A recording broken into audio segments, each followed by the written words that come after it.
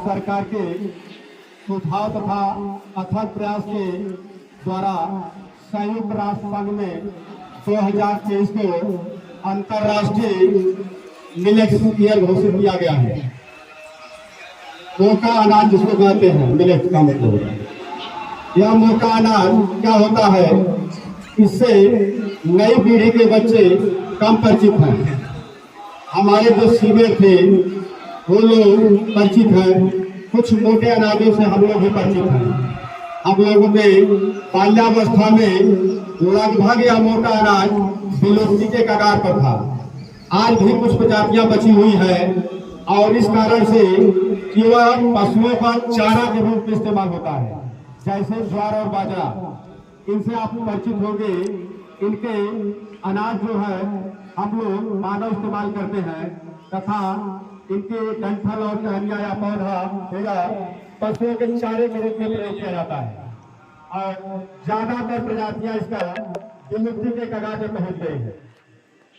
इसमें ज्वार बाजरा के साथ साथ कोदो होता है, रागी होता है, सावा होता है तथा अन्य बहुत सारी फसलें हैं जो कि विलुप्ति के कगार पर है। मानव जब से सब हुआ था, विशेष करके सभ्यता के क्रम में अफ्रीका और एशिया, यहाँ पर शुरुआती दौर में सबसे पहले इन मोटे अनाजों का कृषि उत्पादन किया और इन्हीं से उनका भरण पोषण प्रारंभ हुआ।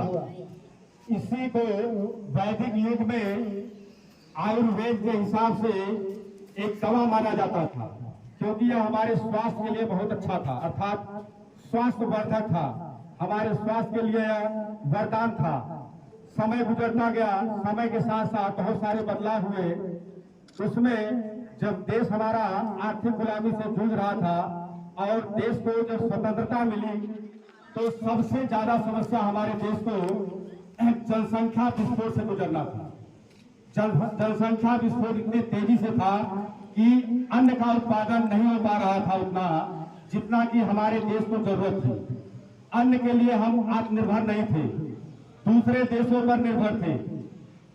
उस समय के तत्कालीन प्रधानमंत्री लाल बहादुर शास्त्री जी अमेरिका से अन्न मंगाना चाहते थे।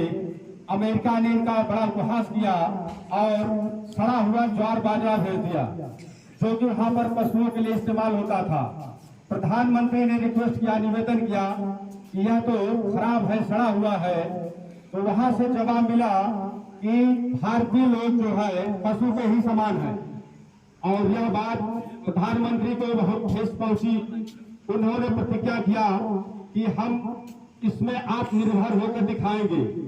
उन्होंने अपने यहाँ के वैज्ञानिकों से मीटिंग लिया और पूछा कि क्या हम इसमें कर सकते हैं, और यह सड़ा हुआ ज्वार बाजरा हम अपने देशवासियों को नहीं खिला सकते। उसी क्रम में उन्होंने शपथ ली, प्रतिज्ञा लिया कि सप्ताह में एक दिन हम भूखे रह जाएंगे और देशवासियों को संबोधित करते हुए कहा, आज सभी लोग एक दिन के लिए व्रत रहेंगे सप्ताह में, और अमेरिका को हम बताना चाहते हैं कि उसका सड़ा हुआ भोजन हम नहीं कर सकते। और उन्होंने अपने देश के वैज्ञानिकों में विशेष रूप से एम.एस. स्वामीनाथन थे, उनकी मीटिंग ली और कहा कि आप सभी वैज्ञानिकों से बात करिए कि अन्न का उत्पादन कैसे किया जाता है। तो एम.एस. स्वामीनाथन को फादर ऑफ ग्रीन रिवॉल्यूशन कहा जाता है, हरित क्रांति के जनक कहा जाता है। उन्होंने हरित क्रांति में अन्न उत्पादन के लिए बहुत सारे फर्टिलाइजर के उपयोग की बात कही और सिंचाई के लिए ट्यूबवेल से लेकर के नलकूप से लेकर के नहर की खुदाई की बात की तथा उन्नत किस्म के बीज तैयार करने की बात की और इस पर जोर दिया गया और अन्न उत्पादन बहुत तेजी से होने लगा। भारत आत्मनिर्भर बना। अन्न के उत्पादन में आज भारत आत्मनिर्भर ही नहीं है बल्कि विदेशों को एक्सपोर्ट करता है। लेकिन विकास के इस क्रम में एक तिरस्कार हो गया मोटे अनाजों का। ज्यादा से ज्यादा जोर जो है गेहूं और चावल के उत्पादन पर हो गया, क्योंकि उस समय जनता को भोजन कराना आवश्यक था, गुणवत्ता का ध्यान नहीं रखा गया। और जो मोटे अनाज होते हैं उनमें बहुत ज्यादा गुणवत्ता पाई जाती है, पोषक तत्व बहुत ज्यादा पाई जाती है और हमारे स्वास्थ्य के लिए बहुत अच्छे होते हैं। लेकिन हम लोग गेहूं और चावल को ज्यादा उगाने लगे। भारतीय किसान भी अपने लाभ और प्रॉफिट के लिए इनका उत्पादन ज्यादा करने लगे, क्योंकि जो मोटा अनाज होता है उसका उत्पादन कम होता है। धीरे धीरे यह किसानों के खेतों से भी गायब होने लगा। जब वैज्ञानिकों ने अंतर्राष्ट्रीय स्तर पर अध्ययन किया तो पाया कि पूरे विश्व में जो हार्ट के डिजीज हो रहे हैं, शुगर की बीमारियां हो रही हैं, कैंसर की बीमारियां हो रही हैं, वैदिक युग में या पुराने समय में ऐसा कम होता था, हमारे बुजुर्गों में ऐसा रोग कम पाया जाता था। उसका कारण क्या है? उसका कारण यही है कि जो मोटे अनाज थे उनमें इतने पोषक तत्व पाए जाते थे जिनमें रोग प्रतिरोधक क्षमता बहुत हुआ करती थी, अर्थात रोगों से लड़ने की क्षमता बहुत ज्यादा थी। और जो गेहूं हम खाते हैं, इस गेहूं में बहुत सारी बीमारियां को जन्म देती हैं।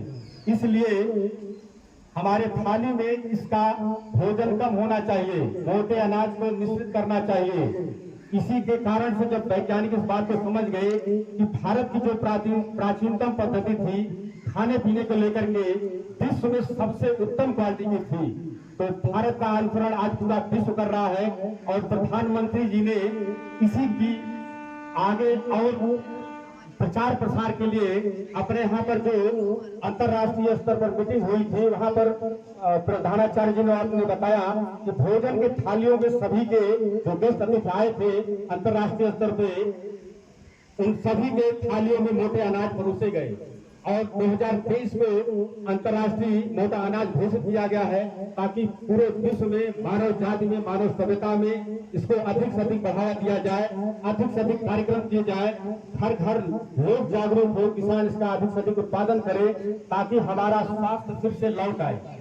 क्योंकि हम सभी लोग भोजन तो करते हैं ज्यादातर स्वाद के लिए, स्वास्थ्य के बारे में हम भूल जाते हैं, स्वास्थ्य को इग्नोर कर रहे हैं, इसीलिए तमाम बीमारियां फैल रही हैं। और आगे यदि हम थोड़ा सा जागरूक हो जाए तो शायद बहुत सारी बीमारियों से हम बच सकते हैं।